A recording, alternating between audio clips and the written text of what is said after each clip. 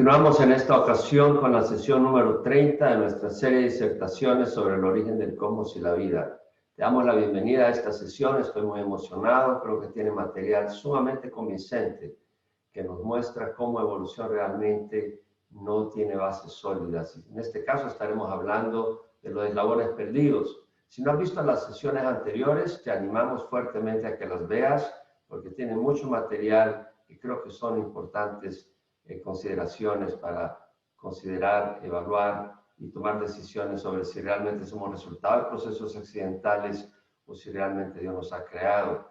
Y obviamente que la evidencia que estamos mostrando confirma de que realmente somos producto de la creación de Dios y no solo queremos reconocer de que hay un creador, queremos conocerle y este es el propósito de esta serie. Sin más, vamos a orar para pedir que el Señor bendiga este tiempo y que sea de bendición para tu vida. Padre, te doy gracias por esta oportunidad.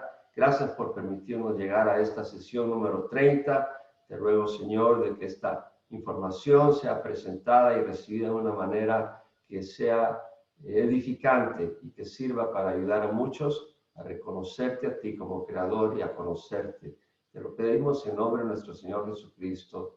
Amén. Bueno, una vez más yo aparezco en una pequeña pantallita para poder explicar las diapositivas que estoy presentando y desaparezco de la pantalla central. Sin más, vamos a compartir la pantalla entonces con la última diapositiva que estábamos presentando.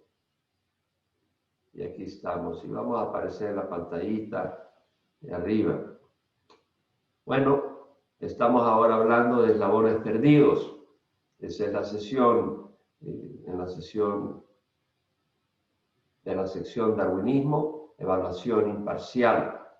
Esa es la sección que estamos considerando en esta serie de sesiones. Y dentro de ella, como mencioné al principio, estamos ahora tratando el tema de eslabones perdidos el día de hoy. Bueno, de acuerdo a la Biblia, nuestros primeros padres, Adán y Eva, fueron creados en estado de perfección. Hablaban, entendían el lenguaje, Dios se comunicó con ellos, se comunicó con Adán, Adán le escuchaba, entendía. Adán se comunicó con Eva desde el principio, Dios le implantó en Adán esa capacidad desde el principio del lenguaje. Caminaban erguidos, no estaban todos agachados, pensaban, su capacidad intelectual y creatividad era impresionante. Probablemente no habían diseñado una computadora, pero tenían una capacidad intelectual tremenda y iban a empezar a desarrollar muchas cosas. No eran monos ni simios. De acuerdo a la evolución, en cambio, nuestros antepasados eran criaturas semibrutas, caminando encorvados, simios adquiriendo rasgos humanos y de poca capacidad intelectual que iban progresando poco a poco a través de mutaciones genéticas casuales y a través del tiempo.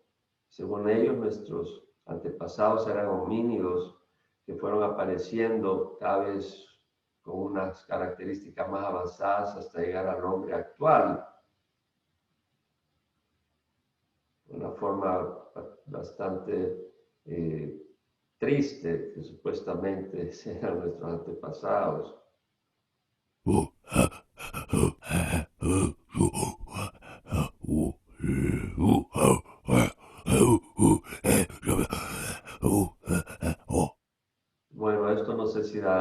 tristeza o si da risa, pero de acuerdo a la evolución esto era lo que eran nuestros antepasados. Si el hombre desciende de los simios, el registro fósil debería mostrar especies intermedias. ¿Dónde están los eslabones perdidos? Ken Ham, el fundador del Ministerio de Respuestas en Génesis, Answer in Genesis, siempre dice, ¿dónde están? Si siguen perdidos, siguen perdidos. Consideremos el Neandertal.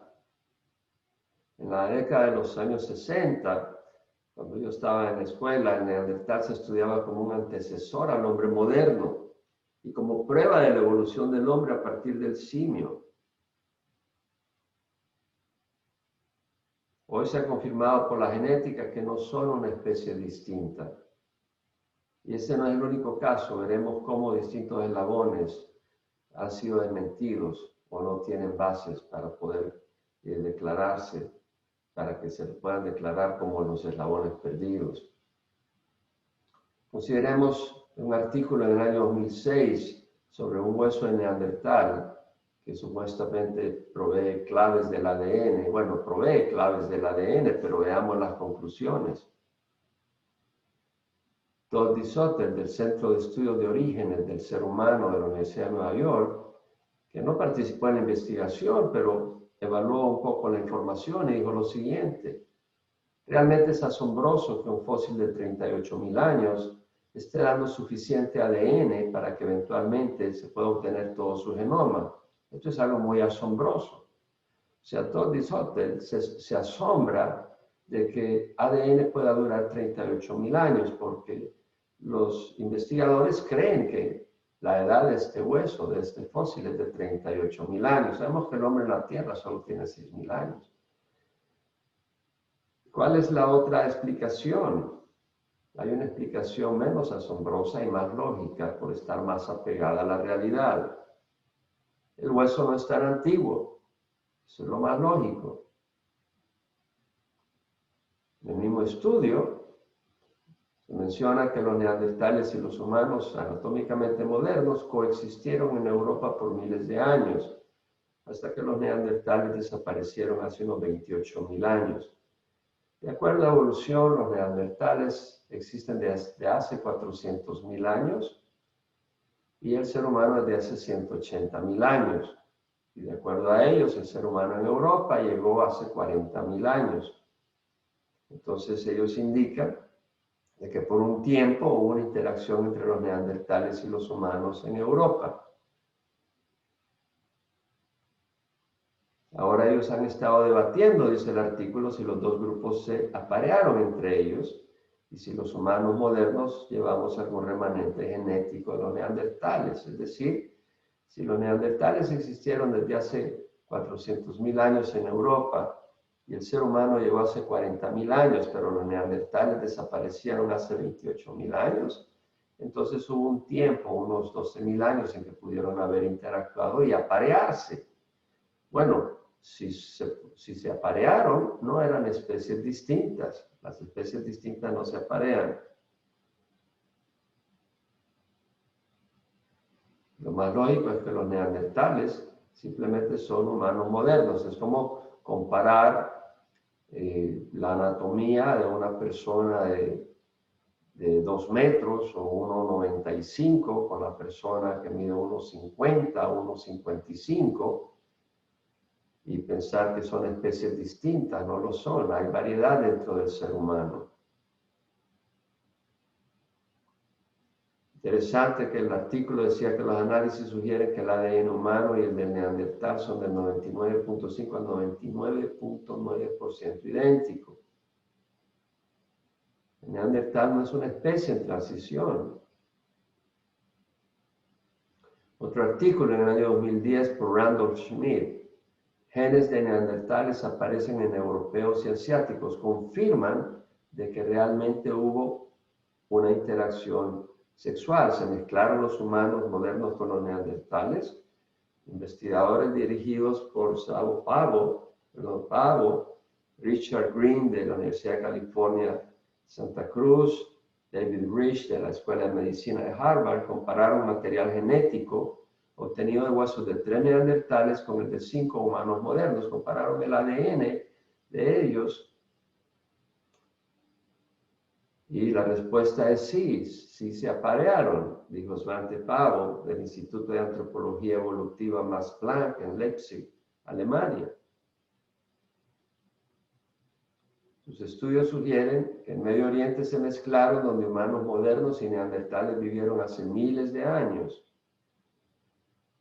Interesante que el artículo dice, si bien mucha gente cree que los neandertales eran muy primitivos, ¿por qué creen que los neandertales eran muy primitivos? Porque eso es lo que enseñaban los evolucionistas. Eso es lo que enseñaban en las clases, en las escuelas, en los años 60. Sin embargo, acá este artículo dice, tenían herramientas para cazar y coser. Podían cazar animales y podían coser sus vestidos. Controlaban el fuego, vivían en refugios, una manera de vivir, y enterraban a sus muertos. Es decir, cuando hoy en día hay personas que viven en refugios, en cuevas, y considerando el precio de las casas hoy en día, no es una mala alternativa.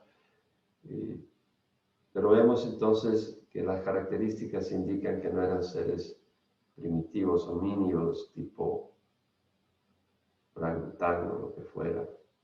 Aquí tenemos unos fósiles de los que estaremos hablando. Una especie en transición debería tener órganos y miembros no funcionales en proceso de transición. Si uno está en un proceso donde está mutando, hay unos órganos que están incompletos, que están en proceso, pero la misma evolución los descarta porque aquello que no está funcionando tiende a desaparecer, no a mejorar. Pero la evolución sigue promoviendo su hipótesis, los evolucionistas, a pesar de ir en contra de la evidencia. Pero es importante reconocer que una especie en transición debería tener órganos y miembros no funcionales en proceso de transición. Fragmentos de cráneo o huesos de extremidades o dientes no confirman nada en cuanto a los órganos del animal o simio que hayan estado en transición. Ahí no se puede ver nada que esté en transición. El que haya aparecido externo de algunos rasgos de una especie con otra no es confirmación científica de evolución. Esta es una cueva importante para los evolucionistas. En un artículo por Amina Khan en Los Angeles Times, el marzo 18 del 2018, el artículo se titula ADN vincula a los humanos con pariente extinto. Y vemos que es la cueva donde se encontraron los primeros restos de lo que llamaron denisovanos. Usando fósiles desenterrados en el año 2010, científicos encuentran que nuestros antepasados procrearon con los denisovanos. Una vez más, han identificado un grupo de homínidos, les llaman denisovanos, no los consideran seres humanos Homo sapiens, pero luego terminan dándose cuenta que eran seres humanos. La habilidad de aparearse y producir descendencia es en gran parte la razón, dice el artículo, por lo cual algunos científicos han empezado a evitar llamar especies separadas a los neandertales y denisovanos.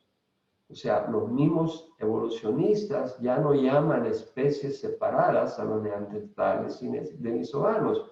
¿Por qué no le llaman especies separadas? Porque no son otra especie, son seres humanos.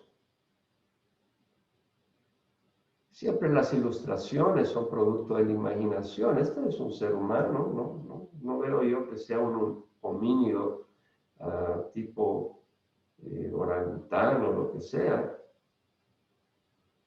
Un artículo del 2020, del 27 de marzo, por Doyle Rice, hablaba de los neandertales y mencionaba que eran capaces de pensamiento abstracto. Eso no puede ser un simio. Olvídate de la imagen de neandertales de Hollywood como si fueran seres primitivos andando medio desnudos, escribe el artículo. Una vez más, Olvídate de la imagen de neandertales. ¿Quién nos impresionó esa imagen en nuestra mente? Fueron los mismos evolucionistas. Ahora nos dicen, olvídate, no eran seres primitivos. ¿Qué eran? Eran seres humanos. Consideremos lo que consideran eslabones perdidos los evolucionistas. Es el caso donde un diente, un colmillo, en este caso un colmillo. Generalmente los descubrimientos descansan en evidencias muy escasas, tal como el caso de Speropithecus o el hombre Nebraska. En un colmillo concluyeron haber encontrado un eslabón entre el hombre y el simio. De un colmillo. Con un colmillo dijeron, este es el eslabón, este es el intermedio entre un simio y un hombre. Con solo ver un colmillo, vemos el prejuicio. 5 años después declararon públicamente haber descubierto que el diente era el colmillo de una variedad de cerdo extinto. No era ni siquiera el diente de un simio, no era de un ser humano, no era de un simio, era de un cerdo extinto. Pero habían llegado a la conclusión que era un eslabón perdido y le habían dado vuelo a la imaginación. Aquí tenemos una ilustración en su tiempo del hombre Nebraska. De un colmillo imaginaron su tamaño, imaginaron su piel, imaginaron su cabellera, imaginaron su cara. Y vemos a la par del que está parado, uno tirado en el suelo aprendiendo a caminar, o un intermediario entre este neandertal y otros. Las ilustraciones son producto de la imaginación, la gente cree que son verídicas. Imagina que de un colmillo construyen todo el homínido. Y el término Speropithecus haroldkukii, ¿de dónde viene ese nombre tan impresionante? Son impresionantes para aparentar legitimidad académica. Pero Speropithecus significa simio del mundo occidental. Simio del mundo occidental, y usan un término griego para impresionar, y haroldkukii viene del término Harold Cook. Harold Cook es la persona que encontró este hueso. Haroldkukii. Speropithecus haroldkukii. ¿Oyes ese nombre? ¡Wow! Encontraron el eslabón perdido, ¿no? Tenemos el caso de Pithecanthropus erectus, el hombre Java encontrado en la isla de Java, cerca de Australia, Indonesia, Nueva Guinea, Vietnam, Filipinas, Océano Índico. Ahí lo tenemos marcado en rojo.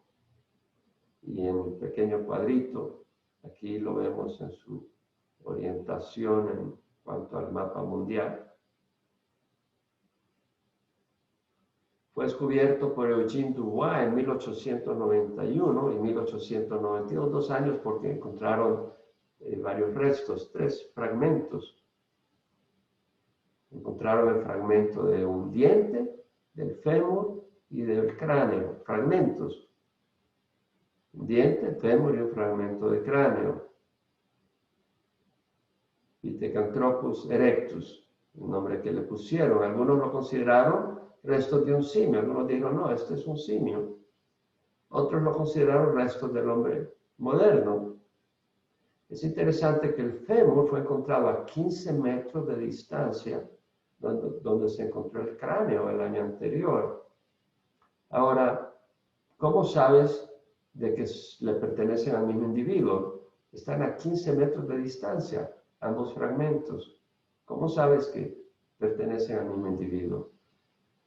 Y 30 años después, Eugene Dubois, antes de morir, reveló haber encontrado cráneos humanos en la misma área, en el mismo extracto. Y no puedes concluir nada realmente. ¿Y qué puedes concluir en que esté en transición esa especie?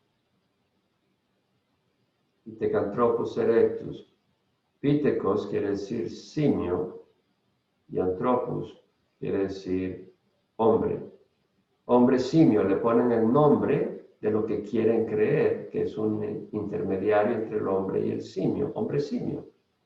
Erectus, era un hombre simio que caminaba erguido, con ver un fémur con ver un pedazo de cráneo, con ver un diente, sin saber que realmente pertenecían al mismo individuo, concluyen que es el eslabón perdido. Amigo, es porque quieren creer, aunque no tengan evidencia sólida. Es triste ver la que ponen nombres y confunden al mundo sin tener verificación científica. El hombre Havard, en su construcción artística en el año 1922, alguien con un pedazo de cráneo, teniendo la información de un pedazo de cráneo, establece cómo era la apariencia del rostro de este ser. O sea, con un pedazo de cráneo,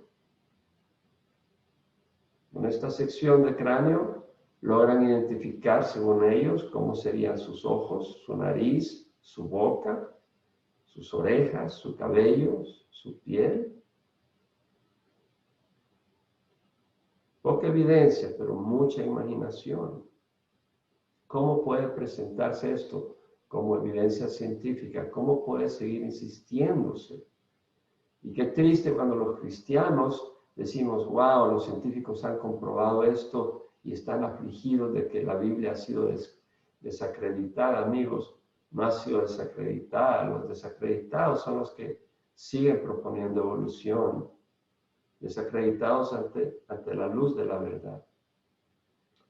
Otro eslabón, el Anthropus Dawsonio, Piltdown Man, descubierto por Charles Dawson, por eso es Dawsoni. Fue descubierto en Piltdown, Inglaterra. Digo descubierto entre comillas porque veremos un poco más sobre esto. Fue presentado por 40 años como el eslabón entre el simio y el hombre moderno. Por 40 años se presentaba como el eslabón perdido. Pero 40 años después de su encuentro se comprobó que era falso, era un fraude. Y la investigación determinó que quien había hecho el fraude era nada menos que Charles Dawson. Vamos a regresar un poco a la anterior. Quería simplemente apartar mi imagen para mostrar la imagen de Charles Dawson en la esquina. Aparece Arthur Kidd, otro evolucionista, examinando los restos, y en un lado aparece Charles Dawson. ¿En qué consistía el resto? Bueno, consistía en la mandíbula de un orangután que había sido alterada por alguien, había sido adaptada al cráneo humano y había sido tratada químicamente para darle apariencia de antigüedad. Entonces alguien a propósito había agarrado la mandíbula de un orangután y se la había adaptado a un cráneo humano y lo declaró como un eslabón. Quien lo encontró fue supuestamente Charles Dawson y posteriormente se concluyó que era un fraude. ¿Por qué recurrir al fraude o precipitarse a afirmar lo que no tiene adecuada corroboración científica? Bueno, por prestigio. Obviamente por 40 años Charles Dawson recibió mucha admiración y felicitaciones y estoy seguro que recibió remuneración económica en todo ese proceso. La gente pagaba por hablar con él, sus conferencias, remuneración económica. Y muchos investigadores científicos tienen que encontrar algo para que les sigan dando fondos para seguir investigando. Si tú después de 10 años no encuentras nada, nadie te va a seguir pagando para que sigas viajando, alimentándote y investigando lo que no encuentras. Entonces muchos investigadores evolucionistas siempre dicen encontrar algo para entusiasmar a quienes los apoyan económicamente y poder seguir en su esfuerzo. Otro caso es Sinanthropus pekinensis o hombre Pekín. Entre 1929 y 1937 se obtuvieron restos en una cueva en Beijing, que antes se llamaba Pekín, por eso pekinenses en China, 15 cráneos parciales, 11 mandíbulas, muchos dientes, vamos a abrir la pantallita, algunos huesos y gran cantidad de herramientas de piedra. Teilhard de Chardin fue uno de los evolucionistas paleontólogos paleoantropólogos que estudió estos restos y declararon que eran restos de simios en proceso de transición, homínidos entre hombres y simios. Claro, la República de China siente un orgullo nacional el poder decir que la humanidad se originó en su tierra, hay intereses creados ahí, pero no hay nada que confirme que eran especies en transición. Unos pedazos de cráneo, unas mandíbulas, todas funcionales, todas perfectas, que nos indican que eran de seres en transición. Claro, habían herramientas de piedra, y si los cráneos y las mandíbulas aparentaban ser de simios, no quiere decir que las herramientas fueron usadas por los simios, pudieron haber sido usadas por hombres que mataron a esos simios para comerse, si eran monos, para comerse los sesos. Eso hacen en las selvas en Sudamérica. Atrapan monos en Asia, atrapan monos y cocinan los cráneos y rompen los cráneos para comerse los sesos. Si los fósiles eran simios, las herramientas encontradas no fueron usadas por ellos, sino por humanos sobre ellos. Este es otro caso, Australopithecus afarensis. Vemos huesos en su mano, a la mano derecha de esta presentación, y tenemos una ilustración de Lucy. Australopithecus afarensis era una hembra, y de nuevo la ilustración es producto de la imaginación. Tratan de representar un intermediario entre simios y el ser humano. Considéralo. Adam Goodhart, escritor y evolucionista, en el año 2001, expresó, siendo evolucionista, el modelo conocido de australopithecus encorvados, gradualmente enderezando sus hombros, emergiendo, apareciendo como el hombre moderno, ha sido descartado y nadie sabe qué lo ha de reemplazar. En otras palabras, Adam Goodhart dice: teníamos un eslabón y ahora sabemos de que no lo es y no sabemos con qué reemplazarlo. Nos hemos quedado sin eslabón. En el año 2001, de 1859, cuando Darwin publicó su libro sobre el origen de las especies por selección natural, al año 2001 no se encontraba un tan solo eslabón digno de respaldar científicamente. Rick Potts, del Museo de Historia Natural del Smithsoniano, dijo: yo y muchos otros creemos que Lucy necesita ser reemplazada, pero no estoy seguro que Kenyanthropus pleteops es el que la deba reemplazar. Una vez más, se dan cuenta que no tienen bases. No cuentan con un eslabón. Otro artículo, el 29 de agosto del 2016, el artículo decía: 3.2 millones de años después de su muerte, autopsia revela que Lucy murió probablemente después de caerse de un árbol. Es decir, están tratando de entender qué le pasó, cómo murió, y dicen: bueno, se cayó de un árbol. Es interesante, con los pocos huesos que encontraron y que no pueden estar seguros que pertenezcan al mismo individuo. Una vez más, ya saben cómo murió. Bueno, pueden especular, pero veremos si sus conclusiones son sólidas. El artículo decía: después de 40 años, el descubrimiento de Lucy, un ancestro humano primitivo que vivió hace 3.2 millones de años. Los científicos piensan conocer cómo murió. Considera cómo presenta el artículo a Lucy. Dice: es un ancestro humano primitivo. No dice, el artículo no sugiere la posibilidad al principio, lo declara un ancestro humano primitivo. Lo asevera, a pesar de la falta de confirmación. Luego el artículo dice que parte de lo que le dio tanta importancia al descubrimiento de Lucy fue la mezcla inusual de características. Tenía piernas relativamente cortas y brazos largos como los de chimpancé, pero su pelvis ancha indica que caminaba erguida. Bueno, que no es posible que haya un chimpancé con piernas cortas y brazos largos y que camine un poco erguido. Solo por eso diremos que es un eslabón entre el hombre y el simio. Considera el cerebro humano, considera las habilidades humanas, considera los rasgos de la cara del ser humano comparado con la de un simio. Esos huesos no te dan detalle de eso. Ahora, el artículo dice: esa combinación sugiere que su especie, Australopithecus afarensis, pudo haber sido el eslabón entre los humanos modernos y nuestros ancestros. O sea, empieza declarando que es un antecesor y luego dice que se sugiere simplemente porque tiene una pelvis ancha que le permite tal vez caminar erecto, erguido. Recuerda, luce un ancestro humano primitivo, es como empieza el artículo. Su pelvis ancha indica que caminaba erguida y esta combinación sugiere que pudo haber sido, asevera, a pesar de la falta de confirmación.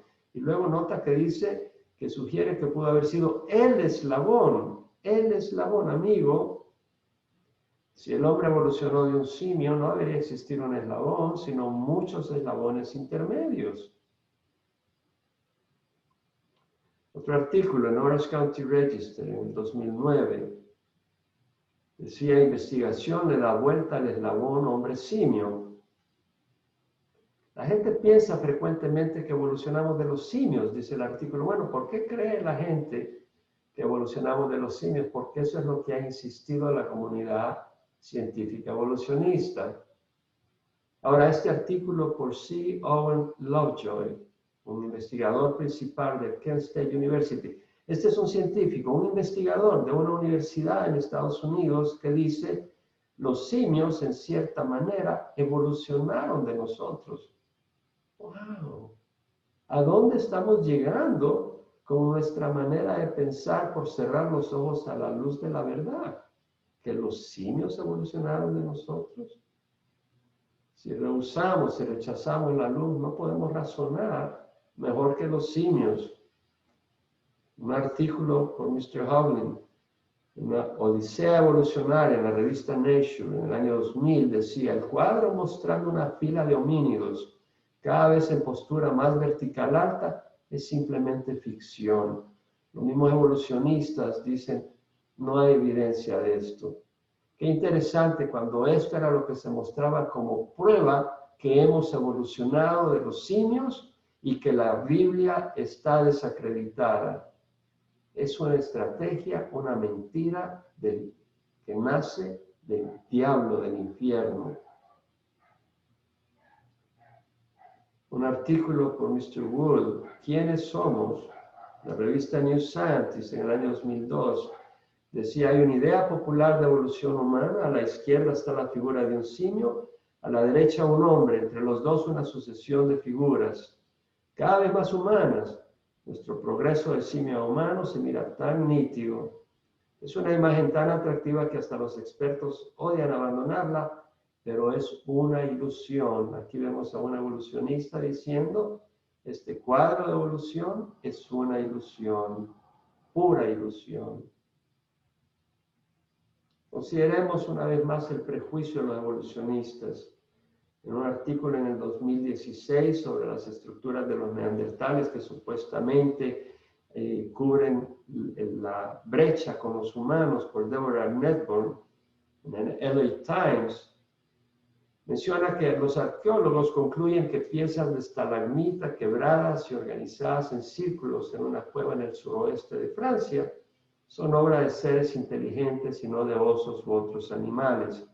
Vemos en el cuadro la imagen, la foto de la cueva donde aparece un círculo formado por piezas de estalagmita. Estalagmita es un mineral que se forma en la cueva y cortan los pedazos y los pusieron en forma de un círculo y dicen: bueno, esto no puede hacerlo un oso, esto tiene que ser seres inteligentes. Ahora ellos quieren siempre promover la idea de evolución y cualquier cosa que le pueden dar la idea de evolución, la promueven para seguir abrazando la mentira porque quieren rechazar la verdad. Primero dataron la edad de esa organización, de ese círculo, basado en un hueso que habían encontrado, un hueso quemado en medio de uno de los círculos. Dataron ese hueso usando el método de carbono 14. Le dio 47.600 años de edad. Sabemos que los métodos de datación tienen serios problemas. La sesión anterior, la sesión número 29, te recomendamos que la veas para que puedas entender un poco los problemas de los métodos de datación. Pero bueno, ellos querían comprobar y decir que estos eran neandertales y asegurar que no era el ser humano. Entonces usaron el método de uranio, y el método de uranio le dio 176.000 años a las rocas que estaban ahí. 176.000 años. Y bueno, abrazaron eso. Nos damos cuenta cómo dos métodos dan edades totalmente distintas. Y abrazaron la que querían para defender su idea. La de 176.000 años de edad de ese círculo.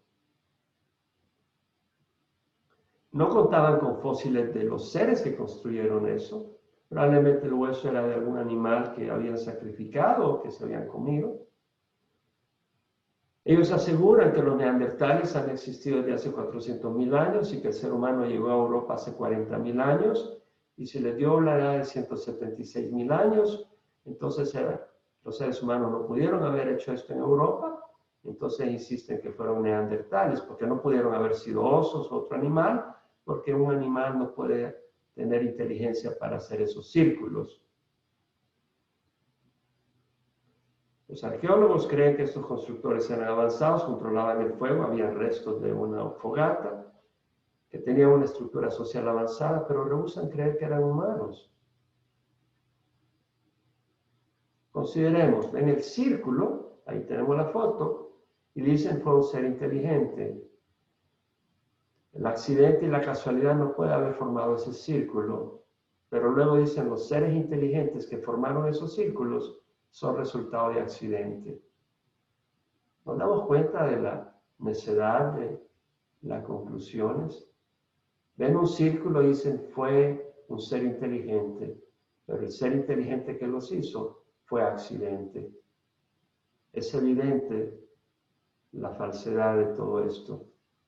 Consideremos las herramientas de piedra. Esta es una herramienta de piedra, una piedra que ha sido tallada.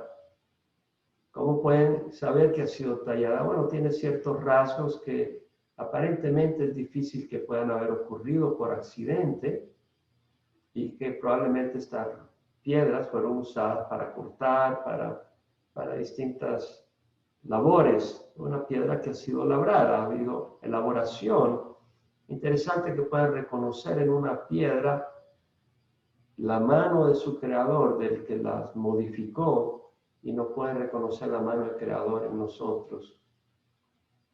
En una simple herramienta de piedra son capaces de reconocer y darle crédito a sus labradores. Reconocen que eran seres inteligentes.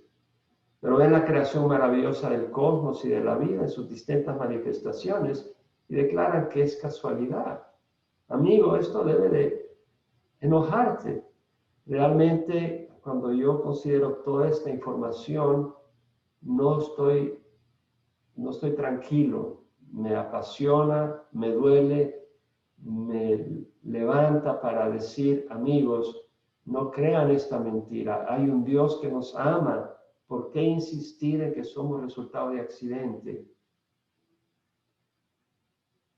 Y lo peor es que no solo declaran que esto es resultado del hombre de accidente, pero lo enseñan dogmáticamente en las escuelas y las universidades. Es el dogma de la evolución, la dictadura del evolucionismo, y atacan todo pensamiento contrario. Rick Potts, un antropólogo, paleoantropólogo levisoniano, en un artículo Era tiempo para evolucionar o perecer por Deborah Melbourne en el LA Times, habla del trabajo de investigación en el sur de Kenia, en un área de 130 kilómetros cuadrados, reportado en 3 publicaciones en la revista Ciencia, donde los autores encontraron que entre hace 1.2 millones y 499.000 años, los homínidos que estaban en esa área dependían de una herramienta multiuso, una hacha de mano, de 10 a 25 centímetros de longitud, labrada en forma de lágrima y tallada todo alrededor. Ahí vemos a Rick Potts emocionado con una piedra en su mano diciendo ha sido labrada. Reconoce la mano inteligente que modificó esa piedra, pero no reconoce la mano inteligente del que diseñó al ser humano que sostiene esa piedra. Amigos, dan ganas de llorar. Consideremos el prejuicio ateo. ¿No creen que las herramientas fueron hechas por seres humanos porque ya determinaron que el ser humano fue evolucionando y que hace 500.000 años no existía? Y claro, no existía ningún ser, la Tierra que fue creada por Dios hace 6.000 años. Tampoco creen que los métodos de adaptación tienen error, porque esos métodos de adaptación son los que abrazan, a pesar que hay otros métodos de adaptación que prueban que están equivocados. Y no creen que las herramientas pudieron haberse formado por casualidad, pero están seguros que los seres inteligentes que las fabricaron son resultados de la casualidad y el tiempo.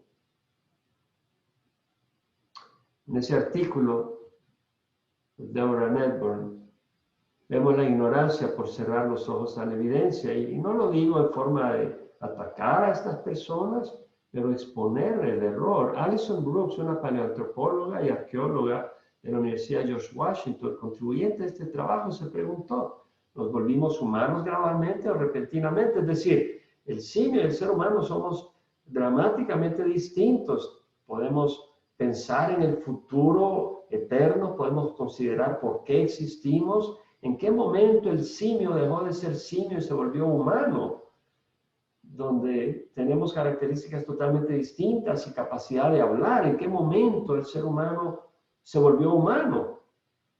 Y ella se hace la pregunta, ¿y qué responde? No lo sabemos. Sí lo sabemos. Dios creó al ser humano. El ser humano no ocurrió por accidente. Jamás vemos que las cosas van del inferior a lo superior, del desorden al orden, de lo básico a lo elaborado. Jamás vemos que las piedras se unen por sí solas para formar un edificio de 5 pisos. Y jamás vemos que las moléculas en la Tierra se organizan para formar una célula viva. No lo sabemos si no queremos abrir los ojos a la evidencia. Lo lamento por Alison Brooks, lo lamento por estas personas que están cerrando los ojos a algo hermoso, que es que Dios nos ha creado, nos ama y tiene un propósito para nuestras vidas. Esta es una imagen de Moisés, voy a desaparecer de la pantalla. Esta es una imagen de Moisés, una imagen de un evento histórico donde el Dios que nos crea abre el mar rojo para que su pueblo pase. Y el Señor ha abierto las tumbas, ha abierto las cadenas de la tumba para que un día entremos a la eternidad, a estar con Él si realmente somos su pueblo. Pablo, escribiéndole a Timoteo antes de morir, le dice: como Janes y Jambres se opusieron a Moisés, de la misma manera estos también se oponen a la verdad, hombres de mente depravada, reprobados en lo que respecta a la fe, pero no progresarán más, pues su insensatez será manifiesta a todos. Janes y Jambres fueron los magos que se opusieron a Moisés cuando Dios envía a Moisés y a Aarón ante el faraón de Egipto para que soltara a su pueblo. Janes y Jambres eran magos que hicieron obras mágicas para contrarrestar a Moisés, pero la insensatez de ellos fue puesta en manifiesto, porque tarde o temprano Dios mostró su poder y Dios sacó a su pueblo. Y hay personas que se opusieron a Moisés, y Moisés escribió el libro de Génesis, que nos revela la historia de la creación. Y así como Janes y Jambres se opusieron, Janes y Jambres se opusieron a Moisés, hoy estos científicos evolucionistas se oponen a lo que Moisés escribió sobre la historia de la creación. Hay muchas personas que se oponen a la iglesia viva de Cristo Jesús y a las verdades fundamentales que abrazamos, de que el matrimonio es entre un hombre y una mujer, que la vida hay que respetarla porque es creación de Dios. Se oponen a estos valores y creen que van a hacer desaparecer a la iglesia viva de Cristo. La iglesia no es un edificio, iglesia quiere decir asamblea de un pueblo sacado del mundo para propósito de la luz y la vida que Dios ofrece, la vida abundante que Jesús prometió. Pero Jesús dijo que Él edificaría su iglesia y las puertas del Hades no prevalecerían sobre ella. La iglesia viva de Cristo, formada por creyentes que conocen a Jesús, perseverará hasta el fin. Claro, hay trigo y hay cizaña. Hay algunos que aparentan con apariencia de piedad que son parte de la iglesia y no lo son. Pero aquellos que realmente siguen a Jesús de corazón son parte de la iglesia de Cristo y esperamos la venida de Jesús que nos sacará de este mundo, así como Dios usó a Moisés para sacar a su pueblo de Egipto. El Señor nos sacará de este mundo y nos llevará a su presencia.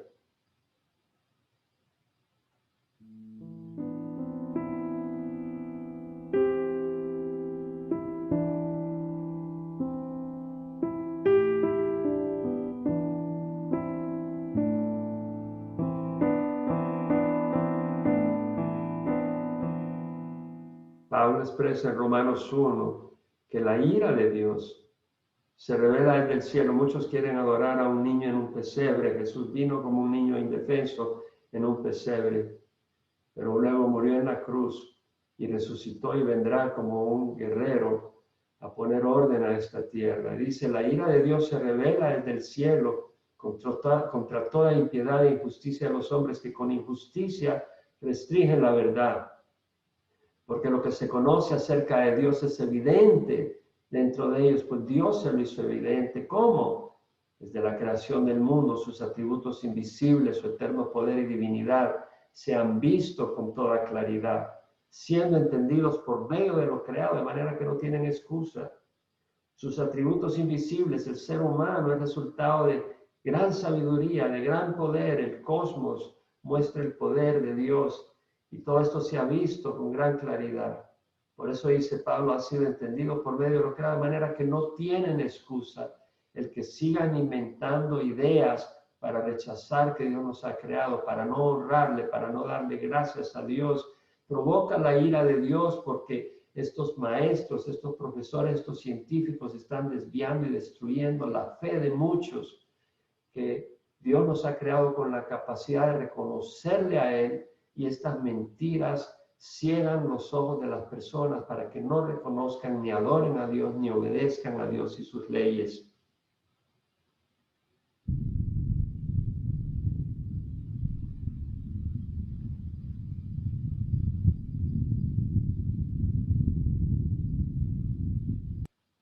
Aunque conocían a Dios, no le honraron como a Dios ni le dieron gracias, sino que se hicieron vanos en su razonamiento y su necio corazón fue entenebrecido. Profesando ser sabios, se volvieron necios.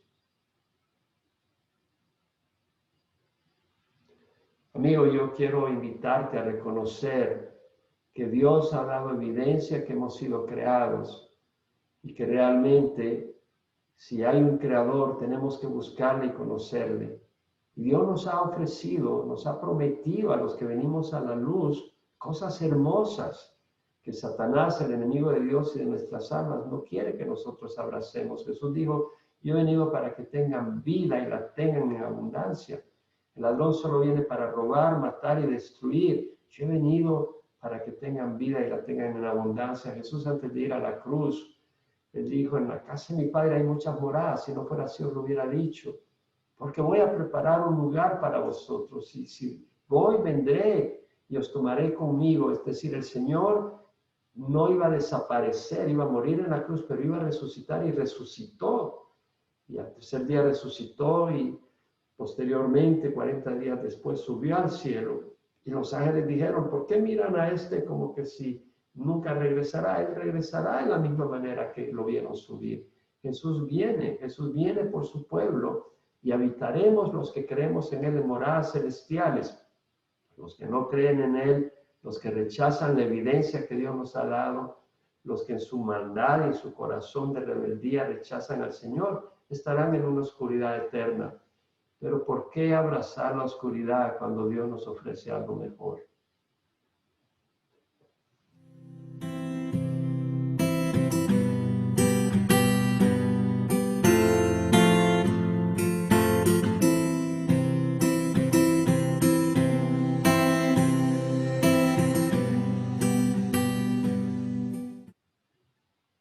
Así es, amigo. Quisiera realmente invitarte a recibir al Señor. Todos hemos pecado. La persona que se considera justa no ha venido a la luz de Dios. A la luz de Dios nos damos cuenta que fallamos de muchas maneras. Pero Dios no vino a condenarnos en esta ocasión. Mandó a su Hijo Jesucristo no para condenarnos, sino para salvarnos. Él pagó con su sangre en la cruz. Y ahora nos ofrece la oportunidad de tener vida eterna al recibirlo. Jesús dijo, en verdad digo, el que oye mi palabra y crea que me envió tiene vida eterna y no vendrá condenación, mas ha pasado de muerte a vida. Estamos muertos en vida por el pecado, separados de Dios, pero al creer la palabra de Dios recibimos vida eterna. ¿Y cómo podemos estar convencidos que es verdad? Jesús lo dijo, es necesario que yo me vaya. Si no me voy, el Consolador no vendrá a vosotros, el Espíritu de verdad. Pero si me voy, os lo enviaré. Y cuando Él venga, convencerá al mundo de pecado. ¿Cómo convencerá al mundo de pecado? El Espíritu viene y nos muestra en el corazón que somos pecadores a través de la palabra de Dios. Cuando Él, el Espíritu de verdad, venga, Él os guiará a toda la verdad. ¿Quieres estar convencido? Tienes que estar abierto a la verdad. El Espíritu te convence a través de la palabra de Dios. Eso lo declaró, lo dejó claro cuando dijo, el que quiera hacer su voluntad sabrá si mi enseñanza es de Dios o si hablo de mí mismo. O sea, Jesús dijo, ¿quieres saber si realmente estoy diciendo la verdad? Todo depende de la actitud de tu corazón. Si estás abierto a la voluntad del Creador, la vas a saber. Si la quieres rechazar, no vas a poder reconocerlo. ¿Y por qué vas a querer rechazar la verdad? Únicamente si el diablo te tiene cegado para que no experimentes el amor de Dios, pero experimentes el juicio de Dios por rechazar la luz de Dios. Te animo a que recibas a Jesús. Ora conmigo. Padre, te ruego perdón por mis pecados. Te doy gracias por la oportunidad de evaluar toda esta información y poder, Señor, reconocer tu mano creadora, pero también conocerte como mi Señor y mi Salvador. Te doy gracias, Señor, y te recibo como mi Dios y mi Señor. En nombre de Jesús. Amén. Bueno, si has orado, el Señor entra a tu vida y tienes vida eterna. Y te quisiera compartir algunos recursos que tenemos. Voy a ir a la última transparencia, donde me quedé.